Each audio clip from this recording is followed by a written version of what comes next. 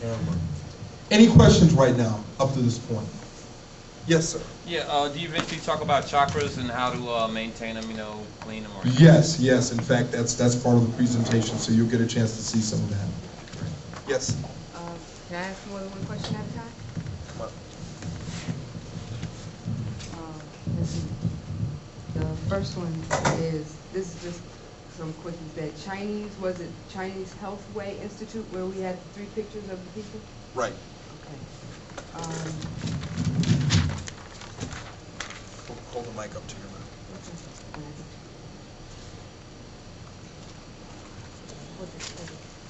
Okay, I found it.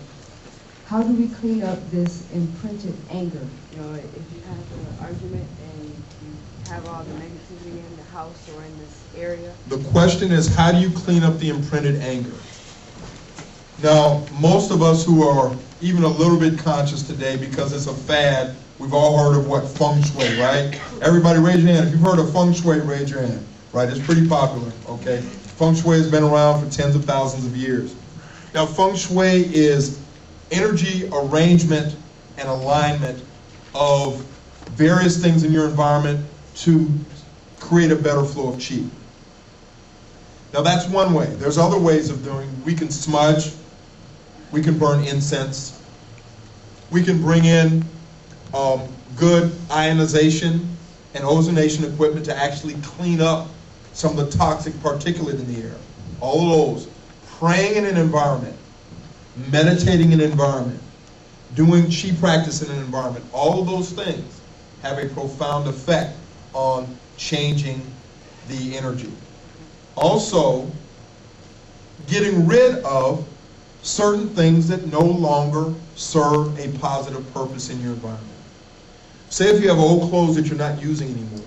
What are those old clothes going to do? They're just going to act as an absorption to anything floating around in there. So if you haven't worn something in the last 2 years, take it to the Goodwill, get rid of it, wash it up, give it away. Give it to somebody who needs it. So those are just some of the ways that you can change your environment. Does that answer your question? Yes. Good. Yes? I need you to come on the mic so they can hear your question. In fact, no, just say it and I'll repeat it back. Would it also include plants and... Oh yes, definitely. Plants, that's kind of like goes without saying. We know that plants are very effective. And there are certain types of plants that will improve the oxygen in your environment. I don't know what they are exactly, but there's a lot of plants that are available that will change the energy in your environment. That's not one of my areas of expertise. I just am good at growing them, and they grow and they feel good. But yes, having good plants in your environment is going to be very, very helpful. Also, crystals in your environment can be helpful, but they also can be harmful. A lot of people are into crystals today.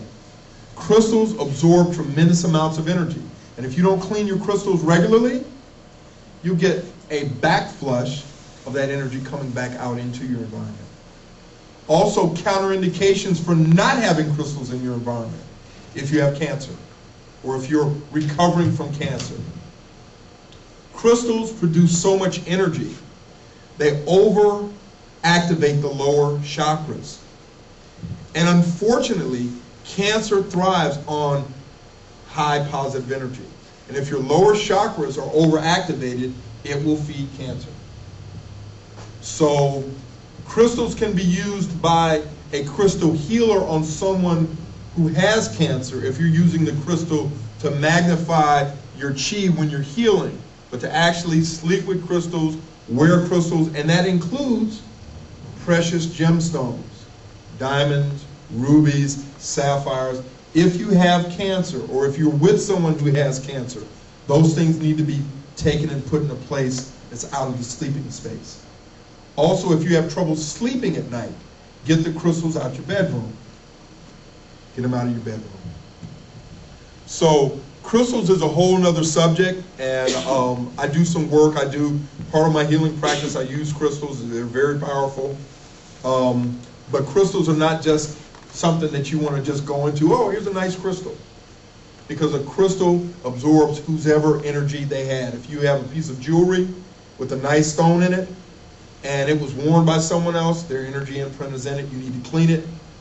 Clean it with salt water, smudge it, use sandalwood incense, burn it over it, soak it in salt water overnight, all of those things, and then put your own intention into it.